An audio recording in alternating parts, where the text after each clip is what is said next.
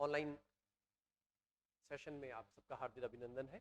आज हम world war प्रथम, विश्व युद्ध प्रथम का दूसरा एपिसोड यानी दूसरा चरण हम ले रहे हैं, जिसमें ये दूसरा वीडियो है जिसमें हम चर्चा करेंगे वर्ल्ड वॉर। अभी तक हमने जो चर्चा की है वर्ल्ड वॉर के कारणों की चर्चा की है, अब हम वर्ल्ड वॉर की प्रक्रिया की चर्चा करेंगे, वैचारिक परिप्रेक्ष्यों की चर्चा करेंगे और इसके अलावा हम इसके परिणामों पर बात करेंगे। तो हमने ये देखा कि जो विश्व युद्ध था वो दो पक्षों के बीच हुआ। एक तरफ ये एलाइज थे यानी कि मित्र राष्ट्र थे, और दूसरी तरफ हम देखते हैं कि हमारे पास ये सारे तो एलाइज हैं, ये सारा पक्ष, और ये सेंट्रल पावर्स। द्वितीय विश्व युद्ध में इनको धुरी शक्तियां कहा गया, खास करके जर्मनी और ऑस्ट्रिया हंगरी को। लेकिन इस वक्त इन दो पक्षों के बीच में, दो कैंप्स के बीच में युद्ध था। अब इसी के अंतर्गत हम बात करते हैं कि जो शुरू का पहला प्लान बना विश्व युद्ध का, वो इंपॉर्टेंट प्लान जो पहला था, स्लेफिन प्लान बोलते हैं इसको। इसके अंतर्गत जर्मनी ने बेल्जियम और लग्जमबर्ग के माध्यम से यहां प्रवेश करते हुए फ्रांस में अटैक किया, और इसके उपरांत विश्व युद्ध व्यापक रूप से शुरू होता हुआ हमें दिखाई देता है। इसके साथ साथ ये हम सारा वही युद्ध देख रहे हैं। इसमें तरह तरह के, बहुत तरह के युद्ध हैं, इसमें छोटे मोटे बहुत तरह के युद्ध हैं। और इसके अतिरिक्त जब हम जर्मन सेनाओं ने, क्योंकि उसमें अति उग्र राष्ट्रवाद मौजूद था और साम्राज्यवादी दृष्टिकोण मौजूद था, तो चाहे बेल्जियम हो, चाहे लग्जमबर्ग हो, चाहे फ्रांस हो, जहां जहां जर्मन सेनाएं गई वहां उनके द्वारा भारी व्यापक अत्याचार किए गए।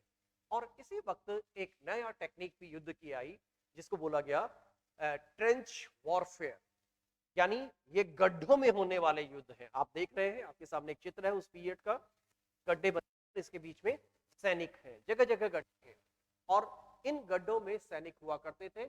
और कई बार तो ये हुआ कि सैनिक लंबे समय तक गड्ढों में रह गए। इसको सिटिंग वॉर भी हम कहते हैं। ये एक वर्दून का युद्ध है, जो कि एक इंपॉर्टेंट युद्ध माना जाता है वर्ल्ड वॉर का।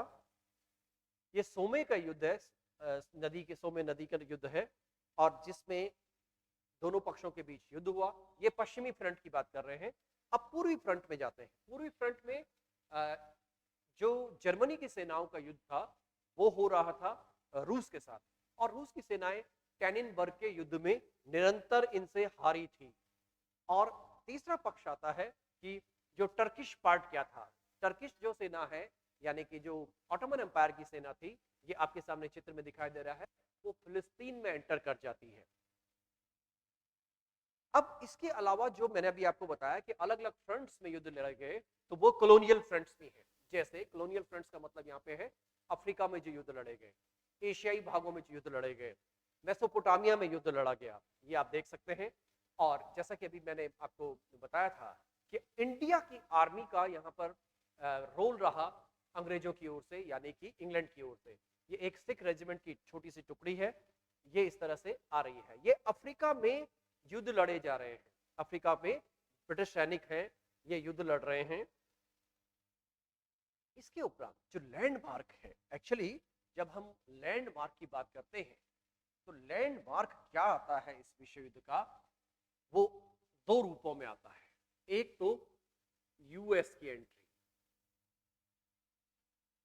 यूएस की एंट्री सबसे महत्वपूर्ण लैंडमार्क है, क्योंकि इस जमाने में, इस समय में अमेरिका डायरेक्टली इस युद्ध में इन्वॉल्व नहीं था, क्योंकि अमेरिका दो तरह के सिद्धांतों में चलता था।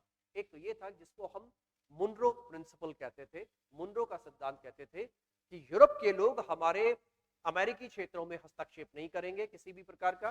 अगर किसी के साथ वो करेंगे, किसी भी देश में करेंगे, इंक्लूडिंग साउथ को अमेरिका, तो ये अमेरिका के विरुद्ध युद्ध माना जाएगा।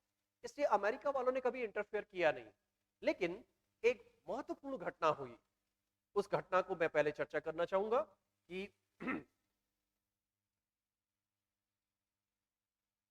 जो अमेरिका था वो यूरोपीय देशों को, अपने मित्र देशों को, इंग्लैंड को, फ्रांस को, इन लोगों को सप्लाई दिया करता था। इसमें युद्ध सामग्री भी हो सकती थी, और इसमें सप्लाई और तरह की खाद्यान्न, भोजन और हर तरह की सामग्री हो सकती थी।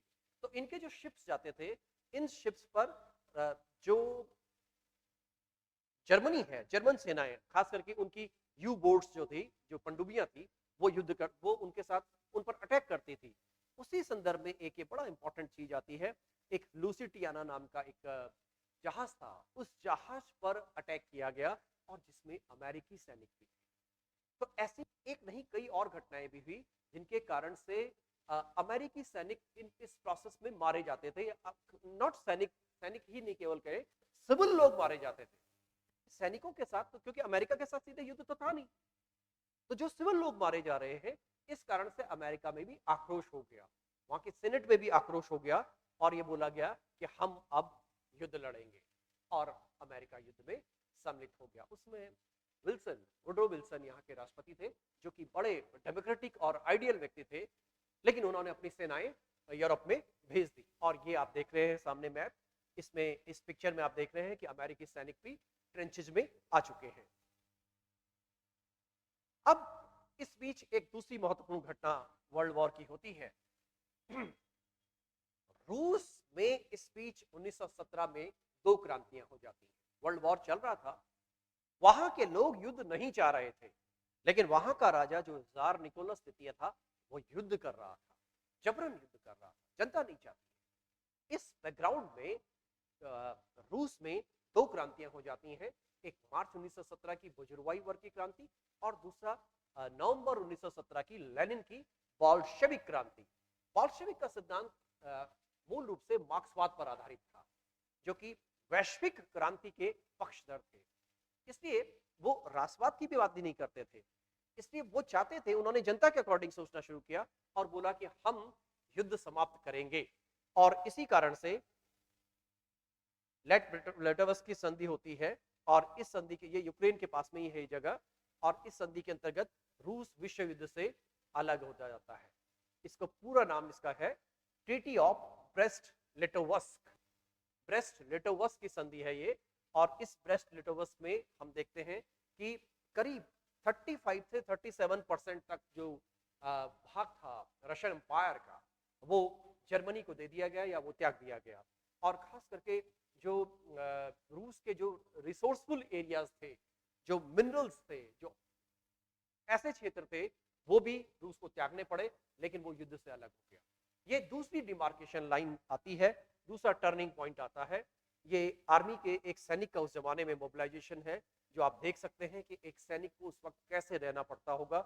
ये वेट करीब 30 से 40 केजी के बीच में है, और उस वक्त नई कुछ गन्स आई थी, जिनके मैं टेक्निक के अंतर्गत जिनकी चर्चा करूंगा कि नई तकनीकें क्या क्या आई। देखिए किस तरह से नया जोश आज की डेट में भी आप देख सकते हैं कि आपने देखा होगा यूक्रेन में वहां के बच्चे, वहां के महिलाएं किस तरह से रूसी सेनाओं का मुकाबला करने के लिए सड़क में आ गए हैं। उसी तरह से आप देख सकते हैं ये अमेरिका में है, अलग अलग तरह के पोस्टर्स लगे हुए हैं, इंडियन ओपिनियन है, और ये पोस्टर्स लग रहे हैं ताकि जनता में एक जोश पैदा कर सके, आओ लड़ो, दुश्मन से लड़ो। अब एक अलग पहलू पर बात करते हैं कि इस युद्ध में महिलाओं की भूमिका क्या है।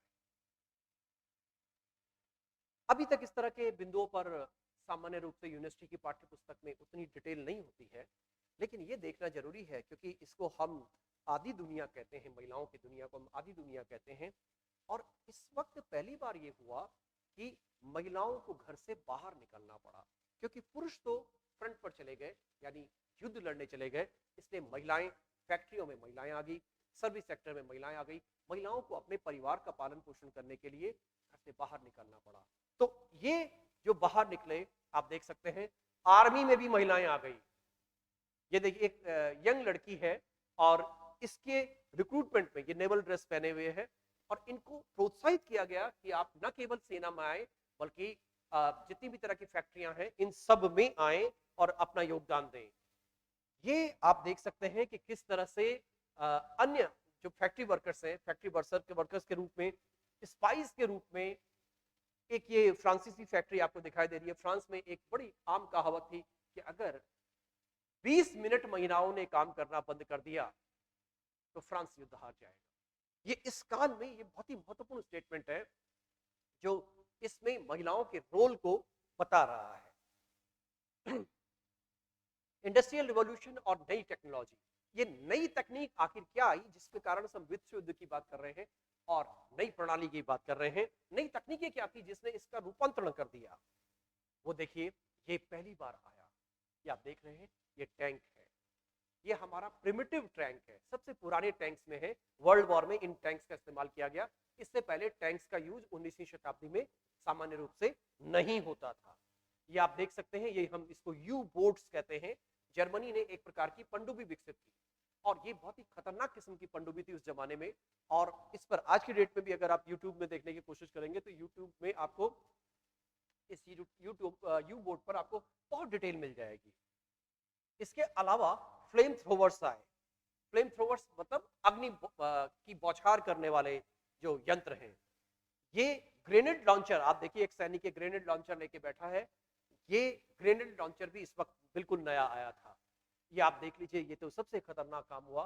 पॉइजनस गैस, केमिकल वॉरफेयर शुरू हो गया। आज भी इस केमिकल वॉरफेयर पर चर्चा हो रही है, केमिकल्स का इस्तेमाल किया जाना युद्ध लड़ने में। तो ये भी एक नया इन्वेंशन इस काल में आया था। एक आया मशीन गन। मशीन गन का मतलब ये है कि आप देख सकते हैं, मशीन गन का मतलब सामान्य रूप से आप उस समय तक जो गन चला करती थी उनको हम 303 गन होती थी, या बाद में यूं कहें कि राइफल्स भी आ गई थी 19वीं शताब्दी के उत्तरार्ध तक। तो और ये जो गन है, ये मशीन गन है और आप देख रहे हैं कि लगभग 400 से लेके 600 राउंड फायर कर सकती थी। लेते इससे 400 से 500 के बीच में ही फायर करवा सकते थे इससे, क्योंकि बाद में मशीन बहुत गर्म हो जाती थी। और ये भी एक नया तरीका आया था वॉर लड़ने का। इसके बाद ये आर्ट का फॉर्मेट है। इसके साथ साथ हम देखते हैं कि किस तरह से तबाही हमको विश्व युद्ध के दौरान होते हुए दिखाई दे रही है। अब एक नए पहलू पर भी बात करें। वैसे तो आपदाओं का, महामारियों का इस दुनिया में बड़ा लंबा इतिहास है, जो हम रोमन एम्पायर से यहाँ तक कि ग्रीक एम्पायर से हम देख सकते हैं कि किस तरह से आपदाएं या पेंडेमिक आया करती थी। महामारियां, जैसे इस वक्त ये कोविड इस वक्त हमारे पूरी दुनिया में है, इसलिए यहाँ पर ये इसको हम कहते हैं फ्लू पेंडेमिक या स्पेनिश पेंडेमिक कहते हैं। और आप देख रहे हैं कि जैसे आज की दुनिया में आप देख रहे हैं कि किस तरह से लोगों को फुली मास्क रहना पड़ा, फुली कवर्ड रहना पड़ा, उसी तरह की स्थिति आज से ठीक 100 साल, 100 नहीं बोले, 103-4 साल पहले 1918 और 19 की बात है। तो एक तरफ विश्व युद्ध चल रहा था और दूसरी तरफ दुनिया को एक दूसरी आपदा के साथ चलना पड़ा। इसलिए इस बार पिछले 2 सालों में इस पर सबसे ज्यादा रिसर्च का काम, क्योंकि जब कोविड आया तो हमने इतिहास में झांकने की कोशिश की। इतिहास की यही प्रासंगिकता है, यही इसका उपयोगीपन है कि इसके माध्यम से हम सीखने का प्रयास करते हैं। तो यहां से सीखने का प्रयास किया गया। ये आप देख सकते हैं कि ये जो वर्कर्स हैं, ये हेल्थ वर्कर्स हैं और हेल्थ वर्कर्स को अभी कितना 2 साल में महत्व दिया गया, ये आप सब इस बात से परिचित है। 1853 में क्रीमिया के वॉर के अंतर्गत सबसे पहले जो ये नर्सिंग फेनोमिना है, नर्सेस, पैरामिलिट्री, यूं कहें कि पैरामेडिकल स्टाफ, इसका कंसेप्ट आता है और ये वर्ल्ड वॉर के दौरान इतना तेजी से फैलता है। और ये जो सिस्टम था ये इसका सामना कर पाया और इसीलिए ये बोला गया कि आने वाले समय में हम इस कोविड का इस पूरी दुनिया के साथ मिलकर के सामना कर पाएंगे और हमने कर भी ये दिया है। अब एक बड़ा इंपॉर्टेंट व्यक्ति आता है जिनका नाम है विल्सन, वुड्रो विल्सन। इन्होंने यूरोप में इस समय युद्ध की त्राही त्राही मची हुई, बहुत परेशान थे लोग। जिस दिन 1914 में युद्ध हुआ था, लोगों में बहुत जोश था, आम जनता फूलों की बारिश करती थी सैनिकों पर। लेकिन जब तबाही हो गई तो अब ये लगने लगा युद्ध बंद हो गया। ऐसी स्थिति में विल्सन ने अपना पूरा 14 पॉइंट फॉर्मूला दिया और इस 14 पॉइंट फॉर्मूले में ये 14 बातें लिखी गई हैं कि जैसे ओपन डिप्लोमेसी हो, समुद्र में सबको अधिकार मिले, सबके पास आत्मनिर्णय का सिद्धांत के अंतर्गत लोग बात करें। और इसके आधार पर चिंतन हुआ। जर्मनी की स्थिति इस समय तक बहुत खराब हो चुकी थी, केजर विलियम तृतीय की स्थिति भी खराब हो चुकी थी। अब उसके पास युद्ध समाप्ति करने के अलावा कोई विकल्प नहीं था, इसलिए उस पर दबाव पड़ा कि आप अब युद्ध समाप्त कर दें। इसलिए एक तो उसको सबसे पहले पलायन करना पड़ा। दूसरी बात यह आई कि 11 नवंबर 1918 को सुबह 11 बजे जर्मनी के सैनिकों ने और सेना अधिकारियों ने मित्र राष्ट्रों के सामने आत्मसमर्पण कर दिया और इसको हम कहते हैं आर्मिस्टाइज इस साइन, एक युद्ध विराम समझौता हो गया और यही आधार बना पेरिस शांति समझौते का। अब जब युद्ध विराम हो गया तो यूरोप में युद्ध समाप्त यानी विश्व युद्ध समाप्त। यानी जो विल्सन थे वो इस समय इस पूरी दुनिया के सुपर हीरो बन चुके थे, विशेष रूप से यूरोप के। वो लोकतंत्र के पक्षधर थे। इसलिए मित्र राष्ट्रों ने एक विकल्प रखा कि हम जर्मनी से तब तक कोई शांति वार्ता नहीं करेंगे जब तक वहां पर कोई लोकतांत्रिक सरकार चुनकर हमसे बात न करे। हम इन राजा महाराजाओं से बात नहीं करेंगे, हम डिक्टेटर से बात नहीं करेंगे, हम जनता से बात करेंगे। तो जनता से बात करने के लिए वहां पर एक वाइमर नाम की जगह थी। वाइमर सेंट्रल जर्मनी है, वहां पर एक वाइमर नाम की जगह है। वहां पर एक इलेक्शन के दौरान जनप्रतिनिधियों को बुलाया गया और यहां एक सभा करवाई गई और इसी से एक संविधान बनाया गया, संविधान। और इसी से जो गवर्नमेंट बनी उसको हम वाइमर गणतंत्र की सरकार कहते हैं। ये लोकतांत्रिक सरकार थी। लेकिन जर्मनी के चरित्र में, जर्मनी की पर्सनालिटी में, कंट्री की पर्सनालिटी में लोकतंत्र नहीं था। उनका लोकतंत्र, उनके पास तो बिस्मार्क की पॉलिसी हुआ करती थी, उनके पास केजर विलियम की पॉलिसी हुआ करती थी। वो लोकतंत्र को ठीक से नहीं समझते थे। इसलिए ये जो वाइमर गणतंत्र है ये पूरी तरह से सफल कभी नहीं रहा, क्योंकि इसी की पृष्ठभूमि में बाद में हम देखते हैं कि हिटलर का उत्कर्ष होता हुआ नजर आता है। तो अब शांति वार्ता प्रारंभ हुई और इस शांति वार्ता को पेरिस की वर्साइल, जो एक महल है पेरिस के पास में, जो कि लुई 14 ने बनाया था, वहां पर शांति वार्ताएं प्रारंभ हुई। जो पराजित देश थे, पराजित देश जर्मनी, ऑस्ट्रिया हंगरी, टर्की, इनके साथ संधि होनी थी। इन सबके साथ संधि करने के लिए आपको एक जगह, एक मंच पर बैठना था। लेकिन जैसे कि ईएचकार ने लिखा है कि इस पूरे शांति वार्ता में जो विजयी देश थे वो तो बन गए न्यायाधीश, जो पराजित देश थे उनको अपराधी मान लिया गया और युद्ध का एकमात्र युद्ध अपराधी जर्मनी को, केजर विलियम द्वितीय को घोषित कर दिया गया। अब सवाल ये होता है कि आप पेरिस में ही क्यों ये वार्ता करना चाहते हैं? इंग्लैंड में क्यों नहीं, अमेरिका में क्यों नहीं, किसी और देश में क्यों नहीं? इसका एक कारण तो ये था कि जो क्लीमेंसू था, फ्रांस का जो नेता था, वो पेरिस को चाहता था, क्योंकि वो जर्मनी से 1870-71 में हुई हार का सामने बदला लेना चाहता था। इनके साथ अब आने वाले टाइम में, पिछले अगले 2-3 महीनों में बहुत दुर्व्यवहार होने वाला था जर्मनी के प्रतिनिधियों के साथ। दूसरी बात, तुलनात्मक रूप से फ्रांस में यानी पेरिस में उदारवाद था। तीसरी बात ये आती है कि अमेरिका की सेनाएं अभी भी पेरिस के चारों तरफ थी, पेरिस में अमेरिकी सेना का संकेंद्रण था। और चौथी बात यह है कि जो इंग्लैंड है, इंग्लैंड इस पर सहमत हो गया कि हाँ, पेरिस को ही बनाया जाए। और इस क्रम में शांति वार्ता प्रारंभ होती है।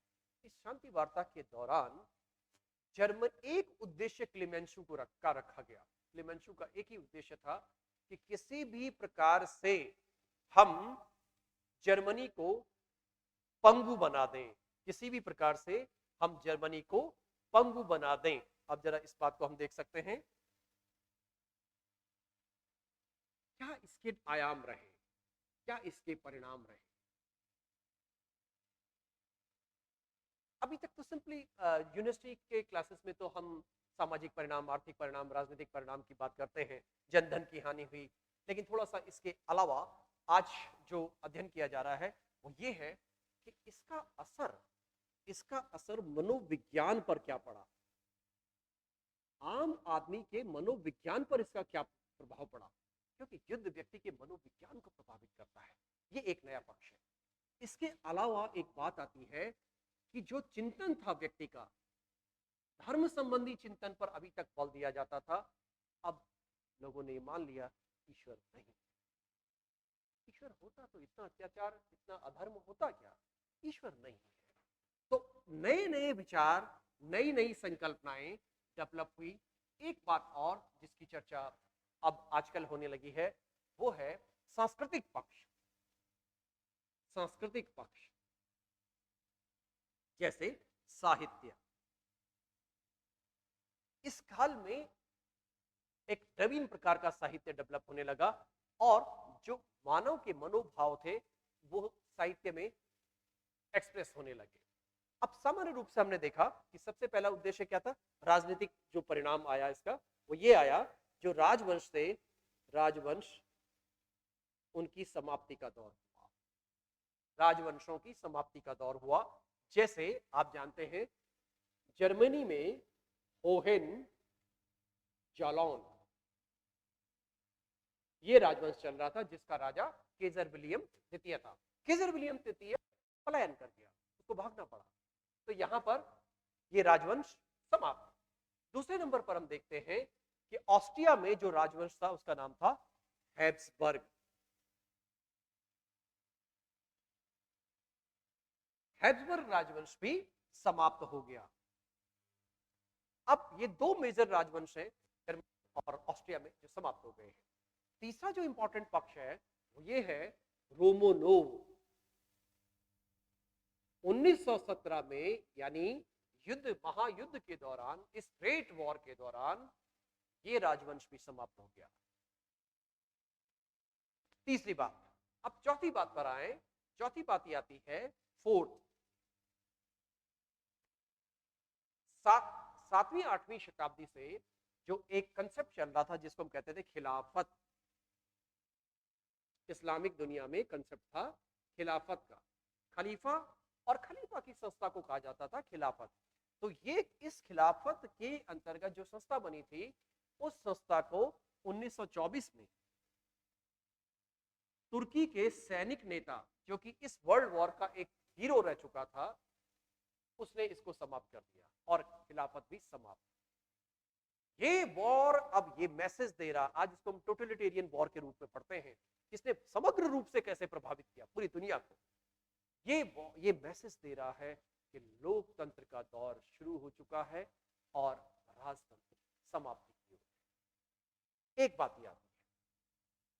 दूसरी बात आती है कि इन देशों के जितने उपनिवेश हैं, खास करके जर्मनी को उपनिवेश विहीन बना दो। किन किन एरियाज में? अफ्रीका में, पैसिफिक एरियाज में, और जहां जहां उसके उपनिवेश हैं सारे उपनिवेश छीन लिए जाए। तो अब एक बिंदु ये आया कि जर्मनी को पंगु बनाना, जर्मनी को पंगु बनाना। कैसे कैसे पंगु बनाए? आर्थिक रूप से, राजनीतिक रूप से और मिलिट्री रूप से। आर्थिक रूप से, राजनीतिक रूप से, मिलिट्री रूप से। आर्थिक रूप से जर्मनी के पास जितने जो पोर्ट्स थे, अच्छे पोर्ट्स थे, वो सारे लेकर के उससे छीन लिए गए, लीग ऑफ नेशंस के नियंत्रण में रखे गए। दूसरी बात, जो सार रूर बेसिन था जर्मनी और फ्रांस के बीच में, जो सार रूर बेसिन था वो छीन लिया गया। इसके अलावा इस एरिया में जितने भी तरह के, जैसे अल्सेस लॉरेन प्रदेश हैं जो कि कोयले के भंडार थे, जो रिसोर्सफुल एरिया थे, वो सारे उससे छीन लिए गए। यानी जर्मनी की आर्थिक रूप से कमर तोड़ी जा रही है। और सबसे खतरनाक बात यह है जो आगे अब बहुत काम आएगी, बहुत बात होगी जिस पर, वो है क्षतिपूर्ति की समस्या। जर्मनी को युद्ध का अपराधी माना गया, इसलिए जितना ये नुकसान हुआ है सब भरपाई जर्मनी करेगा। फ्रांस का सबसे ज्यादा नुकसान है, जिस देश का नुकसान हुआ है, जिस मित्र राष्ट्र का नुकसान हुआ है, वो भरपाई ये करेगा। इतनी क्षतिपूर्ति लाद दी गई कि जिसको चुका पाना जर्मनी के लिए अगले कई दशकों तक संभव नहीं था। इसलिए आर्थिक रूप से इसको पंगु बनाना उद्देश्य रखा। क्लेमेंशु एक वो आदमी था जिसकी स्थिति बड़ी खराब इसलिए थी क्योंकि वो 1870 का खेल देख चुका था। अब वो चाहता है कि हम एक ऐसा समझौता करें इनके साथ जिससे फ्रांस की एक प्रतिष्ठा भी बनी रहे और जर्मनी कमजोर हो जाए, जर्मनी को हमेशा कमजोर बनाकर रखे। तो राजनीतिक रूप से मैंने आपको बताया कि जर्मनी का आकार कम कर दिया गया और उसके बीच में पोलैंड का एक पोलिश गलियारा दे दिया गया, जो कि उसका एक अपमान था। जो ये संधियों के प्रोविजंस हुआ करते थे वो प्रोविजंस बड़े हरैश टाइप के थे, यानी इस टाइप के थे कि अ, उससे जर्मनी के आत्मसम्मान को, राष्ट्रीय सम्मान को भारी ठेस पहुंचती थी। मिलिट्री, सैन्य रूप से एयरफोर्स बंद, नेवल पावर्स के रूप में उसको बंद कर दिया गया, टैंक नहीं बना पाएगा, तो उसकी जो सेना है वो सारी सेना उसकी सीमित कर दी गई। इस तरह से इस पर भारी उसको पंगु बनाने का प्रयास किया गया। यही चीज ऑस्ट्रिया हंगरी के साथ हुई। एक पूरा देश था लेकिन उसको तोड़ दिया गया। देखिए अब जब हम बात करते हैं ऑस्ट्रिया और हंगरी की, ऑस्ट्रिया में जर्मन ज्यादा है, और जब हंगरी की बात करते हैं तो हंगेरियन में कई तरह की पॉपुलेशन है, जैसे मग्यार है, स्लाव भी है, वहाँ पे अलग अलग कम्युनिटीज हैं। तो वहां पर उन्होंने इसको तोड़ने का प्रयास किया और उसको तोड़ दिया, तो हंगरी बाद में एक अलग देश बन गया और वहां पर उनके साथ एक नई संधि की गई। अब हम इस बिंदु पर आते हैं, ये सारे हमने वर्साई की संधि की बात कर ली। अब जरा नेक्स्ट बिंदु को देखिए, ये वर्साई कॉन्फ्रेंस हो रही है, ये है वो क्लेमेंसू जिसकी मैं बात कर रहा था, जॉर्ज क्लेमेंसू, जो कि फ्रांस का नेता था उस वक्त, और ये बूढ़ा शेर है, राजनीति का चीता कहा जाता था इसको, सामने लिखा हुआ है द टाइगर। ये ऑर्लैंडो है जो जो इटली का प्रतिनिधि था, जो इसमें आया था, लेकिन इसकी इच्छाएं पूरी नहीं हो सकी, तो अब ये द्वितीय विश्व युद्ध का कारण बनेगा। सिविल सर्विसेज में एक क्वेश्चन था कि फर्स्ट वर्ल्ड वॉर जिन कारणों से हुआ, जिन प्रश्नों को लेकर हुआ, क्या वो उन प्रश्नों का हल कर पाया? तो ये अनएंडिंग क्वेश्चंस थे, और इन अनएंडिंग क्वेश्चंस को क्योंकि सॉल्व नहीं किया जा सका, इसलिए द्वितीय विश्व युद्ध भी इस दुनिया को करना पड़ा। और उसमें से एक प्रश्न ये इटली का प्रश्न था, एक प्रश्न जर्मनी का प्रश्न था। ये आप देख सकते हैं, वैसे तो बिग फोर थे जिनकी भूमिका थी, लेकिन बिग थ्री यानी क्लेमेंसू, विल्सन और लॉयड जॉर्ज, इन तीन की पेरिस की शांति वार्ता में बड़ी निर्णायक भूमिका रही। ये वो अन्य देश हैं जिनके साथ संधि की गई, और ये संधियां आप देख सकते हैं। सबसे पहली संधि मैंने आपको बताया परिणाम के तौर पर कि एक संधि आई ट्रीटी ऑफ ब्रेस्ट लिटोवस्क, ये रूस के साथ संधि हुई थी मार्च 1918, और ये बड़ी इंपॉर्टेंट संधि है जो कि साम्यवादी रूस ने की है। किसके साथ की है? जर्मनी के साथ की है, और विश्व युद्ध से वो अलग हो गया, और इसका जो फायदा है उस वक्त तो जर्मनी को मिला। ठीक, नेक्स्ट बात आती है ट्रीटी ऑफ वर्साई, जिसको ये सारी पेरिस शांति वार्ता के अंतर्गत होने वाली संधियां हैं, जो 1919 से लेकर 1923 के बीच हुई। पेरिस शांति वार्ता में जिन बिंदुओं पर डिस्कशन हुआ, उस आधार पर 1 2 3 4 5 6 ये 6 संधियां हुई हैं। कैसे कैसे? पहली संधि जर्मनी के साथ हुई, 28 जून 1919 को संधि हुई। दूसरी संधि ट्रीटी ऑफ सेंट जर्मेन की संधि हुई, जो कि ऑस्ट्रिया के साथ हुई। अभी मैंने आपको बताया था ऑस्ट्रिया हंगरी जो कि एक थे, उनको तोड़ दिया गया, तो एक जगह ऑस्ट्रिया है और एक जगह हंगरी है। तो ऑस्ट्रिया के साथ होने वाली संधि कौन है? सेंट जर्मेन की संधि 10 जुलाई 1919 को हुई। आपसे प्रश्न इनके क्रम पूछे जा सकते हैं, कौन सी संधि किसके साथ हुई, ये ऑब्जेक्टिव क्वेश्चंस में आ सकता है। तीसरी संधि न्यू इली की संधि है, जो बुल्गारिया के साथ हुई। बुल्गारिया भी पराजित देश में आ गया था। उसके बाद तीसरी संधि ट्रायोन की संधि है, जो हंगरी के साथ हुई 4 जून 1920। टर्की के साथ दो संधियां हुई, एक सेवरेज की संधि थी, ट्रीटी ऑफ सेवरेज की संधि 20 अगस्त 1920 को हुई, लेकिन इससे टर्की वासी संतुष्ट नहीं थे। कमाल पाशा एक इस समय उभरता हुआ नेता था, और तुर्की की तरफ से दबाव आया कि इस संधि पर में परिवर्तन होना चाहिए। सेवरेज की संधि का जो प्रभाव है वो भारत के मुसलमानों पर भी पड़ता हुआ भारतीय राष्ट्रीय आंदोलन में भी दिखाई देता है, जिसके अंतर्गत हम देखते हैं कि भारत में एक खिलाफत आंदोलन बनता है, जिसमें बाद में महात्मा गांधी ने इसका नेतृत्व भी लिया। तो ये दो प्रमुख संधियां हैं, और इसके अंतर्गत हम देखते हैं कि प्रथम विश्व युद्ध समाप्त हो गया। अब एक बात यहां पर आती है कि क्या ये अनएंडिंग क्वेश्चंस थे? क्या प्रथम विश्व युद्ध होना आवश्यक था? क्या युद्धों के द्वारा शांति स्थापित होती है? तो इस कंसेप्ट में यह कहा गया शांति के लिए युद्ध है। एक बात। दूसरी बात ये बोला गया कि इस युद्ध के बाद अब युद्ध नहीं होगा, ग्रेट वॉर है। तीसरी बात ये आई कि ये जो पेरिस शांति वार्ता आप कर रहे हैं, इस शांति वार्ता के अंतर्गत अब हम युद्ध नहीं होने देंगे। लेकिन पेरिस में जो बात हुई, वर्साई में जो बात हुई, उसमें खुद उन्हीं के सेनापति ने कहा, फ्रांसीसी सेनापति ने, जो कि उस वक्त एलाइज का सेनापति था, उसने बोला कि ये कोई संधि नहीं है, ये 20 वर्ष का युद्ध विराम है। उसकी बात 100% सच निकली। ठीक 20 वर्ष के उपरांत द्वितीय विश्व प्रारंभ हो गया। एरिक हॉब्सन कहते हैं कि क्योंकि ये समस्याओं को इसने हल नहीं किया, इसलिए द्वितीय विश्व युद्ध प्रथम विश्व युद्ध को समग्र रूप से एक साथ पढ़कर देखना चाहिए। नेक्स्ट हम सेशन में द्वितीय विश्व युद्ध पर बात करेंगे। थैंक यू, धन्यवाद, जय हिंद।